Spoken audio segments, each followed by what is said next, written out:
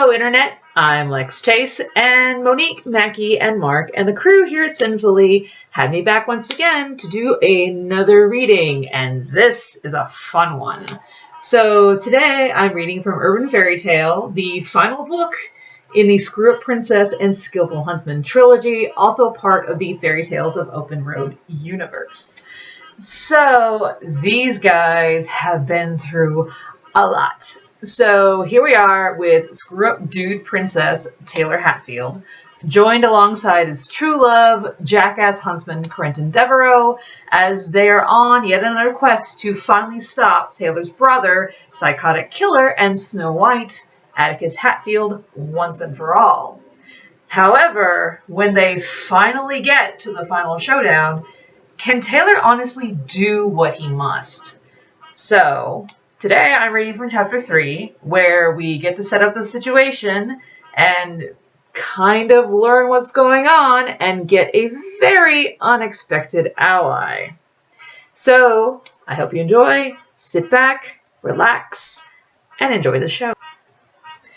Alice sat across from them and daintily crossed her heels. First, I lied to you, both of you. Ringo slapped his forehead and grunted. Aye. Taylor's chest tightened as he dug his nails into Quentin's fingers. What about this time? Because I was just starting to trust you. I know how to break Mr. Devereaux's curse with no ill effects. What? Quentin asked and shook his head. And you didn't think to tell us before? Taylor snapped. Before all of this mess? I didn't think it was an option at the time, Hatfield, Alice growled. A little patience, please. If you want me to sacrifice myself again, you're out of luck, Taylor said. Ringo nodded, indignant. My boy better stay breathing, or you got another thing coming. Quentin's expression turned dark. I'd definitely like not to go through that again. Taylor clenched his fists. So, Quentin did remember. Their entire ugliness that had spawned from the moment Taylor had offered himself as a sacrifice. Quentin had become enraged, and that rage led to the passion living in the darkest parts of themselves. Taylor placed his hands on Quentin's shoulder. It'll be all right. The words were useless, just an attempt at something to address the entire conversation Taylor was having in his head. Alice pressed her lips together. What you will need is the book, she said, and Taylor perked at the emphasis she placed on the term.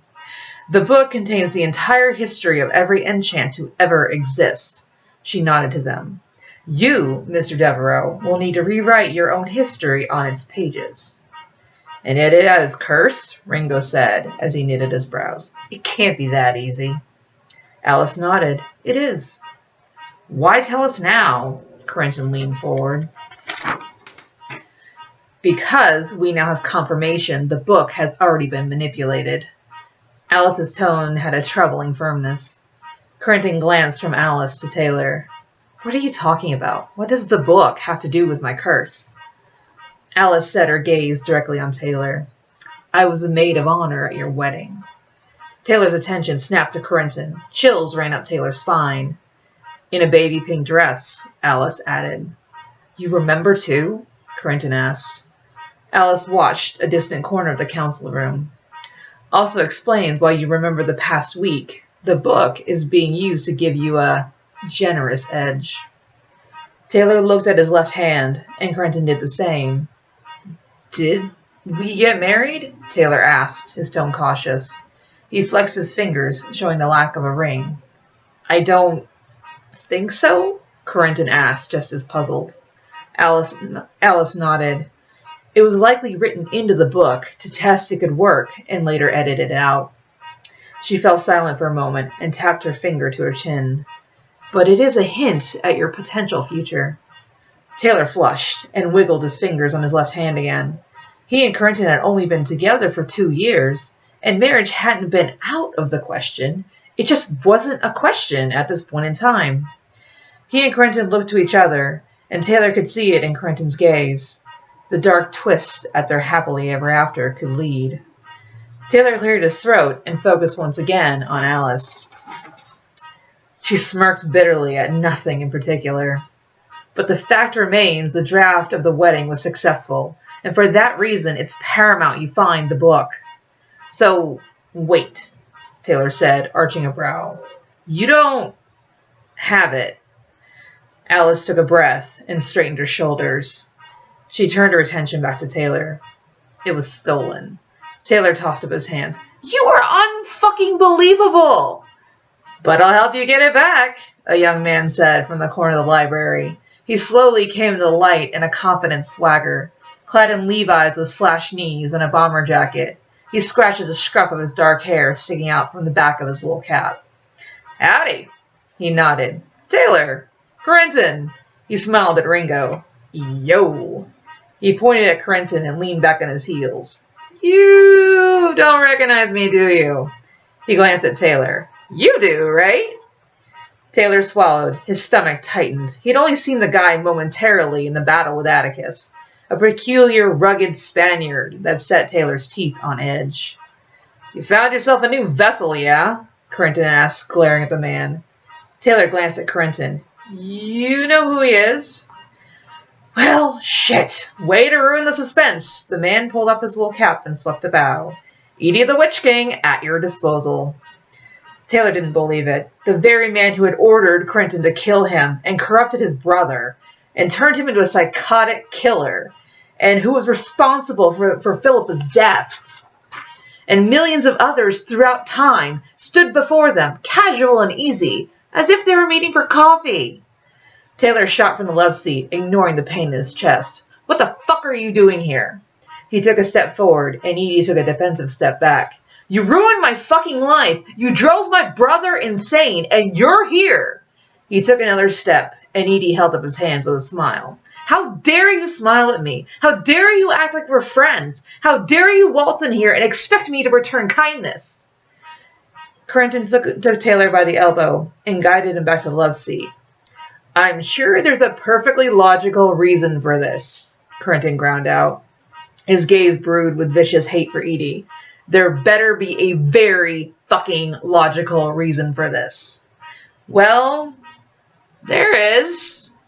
It's just a touch complicated, Edie shrugged. Ringo crossed his arms and snorted. Even in the presence of the Witch King, he wasn't afraid anymore. Taylor snapped his attention to Alice. You said you wanted us to meet Hook. He gestured to Edie. Not the fucking Lord of Liars and everything evil and wrong with the world. Yeah, this is about to get awkward, Edie said with a quirk of the lip. What? Taylor halted and pointed an accusing finger at him. You! You're Hook! Alice nodded. He is. Ringo hopped to his feet and threw out his arms. Nope, that dog don't hunt. Corentin scowled. He orchestrated a complete criminal enchant underworld. He traded dust on the black market. He's responsible for Lacey's death. And you want us to meet him, Taylor added, finishing Corentin's thought. Edie crossed his arms. You see, part of orchestrating a criminal underworld, as you say, is you actually have to be involved in creating a criminal underworld. It's amazing what a little name dropping can do while you wander off with no hand in it. He scratched at his goatee. Everyone thinks you're working for someone when really you're not working for anyone. That doesn't excuse what you did, Taylor bit out. You can still be implicated.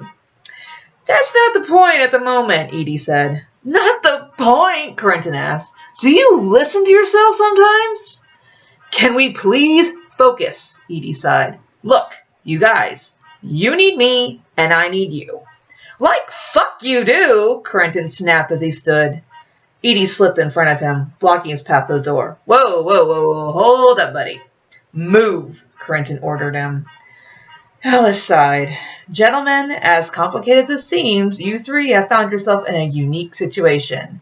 She gestured to the love seat. Please, Devereaux, sit. Corentin snorted and turned away. Talk right now. As I told you, Alice said, glancing among the three men, the book is being manipulated, and the longer you three argue, the more catastrophic the results for enchants and mundanes will be alike. Taylor crossed his arms and jerked his chin toward Edie. And you want us to lead him right to it. You know what he'll do with it. He watched Alice, looking for some kind of logic in her mind. Had she snapped too? Ringo told him before that she was Queen of Hearts. She wasn't known for her mental stability. Guys, really? Edie tossed up a hand. I'm not interested in the book. I want who has it. Alice nodded. Edie volunteered his services in recovering the book. All he wants in return is your brother, Hatfield. Are you serious? Quentin furrowed his brows. Atticus Hatfield is a psychopath and a murderer, thanks to you. He looped his arm around Taylor. Ringo beat his wings angrily, taking flight from the chair. We're not letting you anywhere close to him. Edie winced. Just hear me out on this, okay? Taylor glared at Edie. Was he sympathetic? How could he be? How could he be someone who was the epitome of all evil have an iota of remorse? He gave Edie a nod. Explain. Now. Edie smiled, an easy gesture that made Taylor frown. Atticus, whether or not you're comfortable with the notion, is my true love, and I want him back. Taylor scoffed. Did you just hear what Quentin said? You're not getting him. Edie tossed his head back with a groan. Taylor, stop. Please, listen, Edie said, his tone laced with desperation.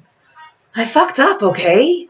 I get that. I've fucked up a shitload of times since the Enchanted Forest started from enchanted acorns.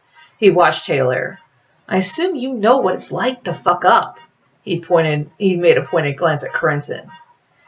And you want to help us? Quentin said, far more calm and poised than Taylor could manage. I want to make up for what I did. Edie's gaze softened. Look, Taylor, I love your brother. I'd unmake the world for him if it would please him. Well, actually, Ringo interjected, not the point, Edie said flatly, and Ringo grumped. The point I'm trying to make is, Atticus is sick. I did that to him. I'm painfully aware of that. I want him to get better. I want to help him just as much as you do. Just as much as you want to help Quentin. Taylor glanced to Alice. And you believe him? I do, Quentin said, scowling. Regrettably. What? Taylor shook his head. We both want the same thing, Quentin said. We get the book, he gets Atticus. We rewrite my history, he heals Atticus. We both end up happily ever after, yeah? Edie waved a finger. I think I can like you. If we're going, you better hurry, Alice said. Taylor shook his head. Why? Alice sighed. I told you, Mr. Devereux has to rewrite his history. Quentin and Taylor glanced at each other. Edie frowned. And there's nothing stopping Atticus from rewriting all of Enchant history. Quentin slowly stood from the love seat. I just have one request, he said as he stalked to Edie. Name it, Edie said with a smile. Quentin yanked his keyring from his jacket pocket and spun them once on his index finger. He pressed his lips into a grim line. Taylor always gets shotgun. Thank you for listening to me, and I hope you enjoyed the reading. And OMG, Edie's a hero now. What the hell is up with that? So if you haven't read the book yet, surprise! If you have, I hope you enjoy him, because I had a lot of freaking fun writing him. So thank you for joining me, and check out the book. And if you liked it, let me know. I thrive on your feedback. So that's it. Till next time. Bye.